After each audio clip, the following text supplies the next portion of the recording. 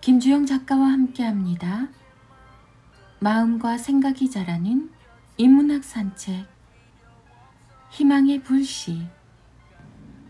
일상의 자유란 쉽지 않게 시간을 사랑하는 사람의 꾸준함이며 평화로운 일상을 만들 수 있는 가능을 발견하는 위대한 기회다. 일과 공부, 삶과 생각, 마음까지 모든 것에서 할 수 있는 시간을 간절히 태우고 비로소 발견하는 희망이 바로 그 불씨가 될 수 있기 때문이다. 카카오톡 김종원 작가님의 하루 10분 인문학 수업. 자유로운 삶. 일을 처리하는 방식에는 두 가지가 있다. 하나는 자기만의 방식으로 처리하는 것이고 다른 하나는 모두가 하는 방식으로 하는 것이다. 가장 큰 차이점은 일상의 자유에 있다. 전자는 아무 때나 일을 하면 되지만 후자는 더 빨리 출근해서 늦게까지 일해야 한다. 가장 슬픈 일은 전자는 이게 무슨 말인지 알지만 후자는 아직 이해하지 못한다는 사실이다. 네이버 블로그 김종원 작가님과의 대화. 그 공간이 사랑스러워졌다. 동네에 참 따뜻한 식당이 하나 있다. 날 알아보는 걸 좋아하지 않아서 단골집을 거의 만들지 않는 성격인데 여기는 얼마든지 괜찮다는 생각이 드는 곳이다.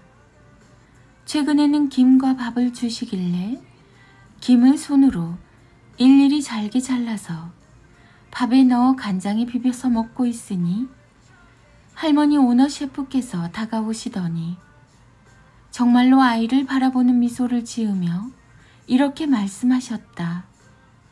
에구, 그렇게 먹는 거야? 애기처럼 먹네? 그러면서 한참을 날 바라보고 계시는데 마치 지난날 어렸던 자식을 추억하고 있는 것 같았다. 추억을 방해하고 싶지 않아서 나도 한참을 웃으며 할머니를 바라보았다. 드라마 심야 식당을 참 좋아하는데 마치 내가 그 공간에 인물이 된 것 같다는 생각이 들면서 앉아있던 그 공간이 사랑스러워졌다. 근사한 풍경화처럼. 카카오 채널 김종원 작가님의 생각공부.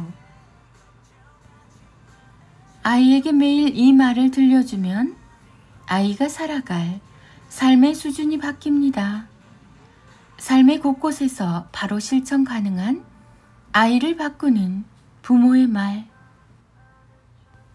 매일 인스타그램에 올렸던 글이 부모의 말이라는 이름의 책이 되어 방금 세상에 태어났습니다.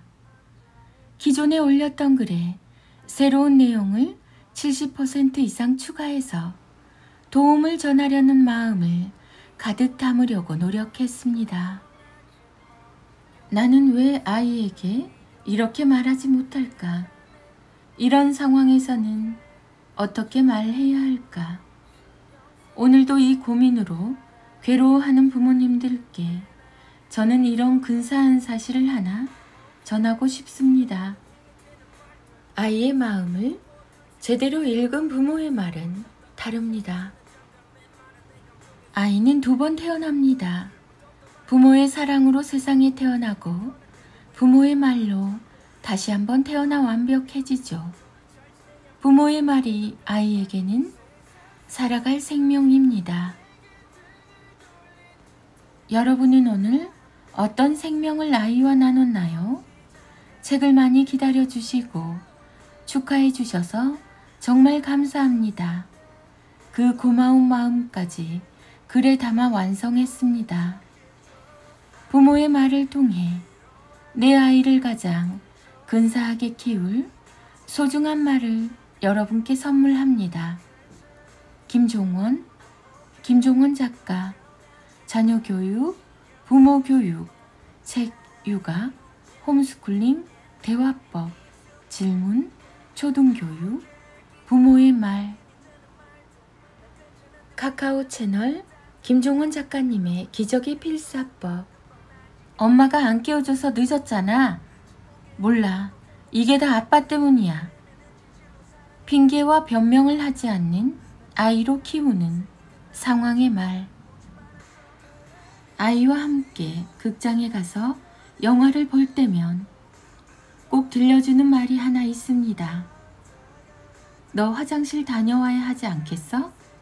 일단 들어가면 2시간이나 나오지 못하거든.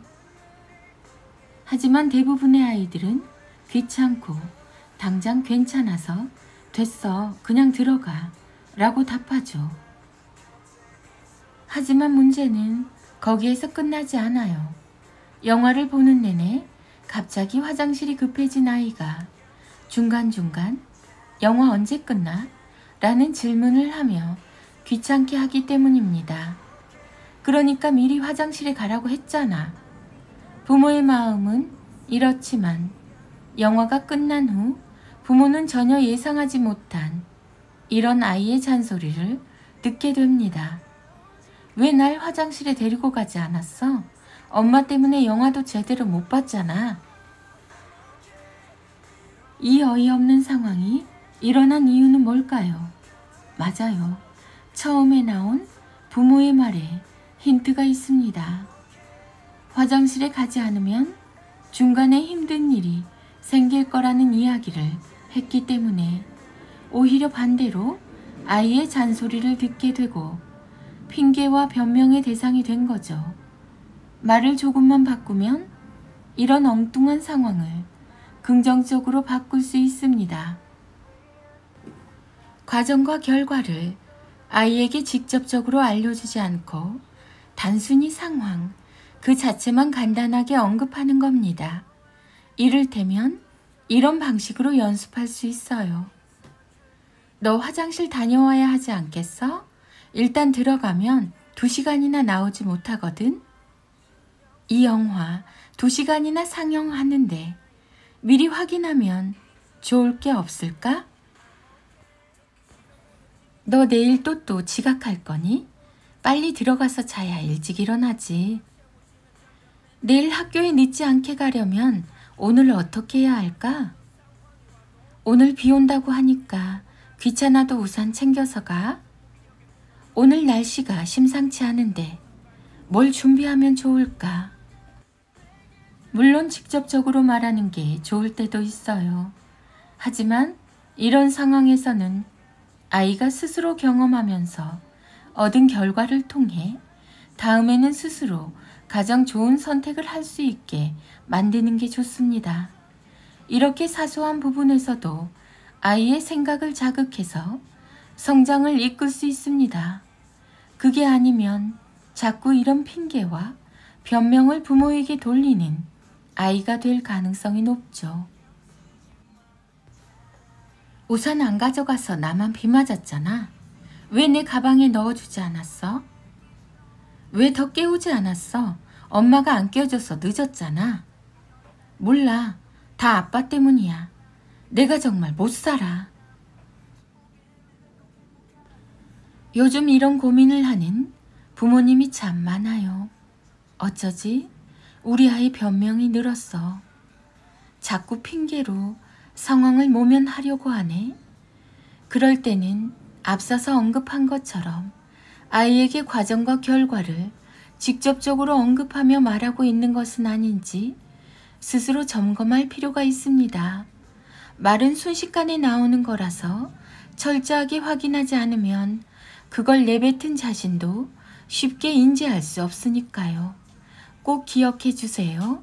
부모의 말은 아이가 살아갈 정원입니다. 김종원 작가.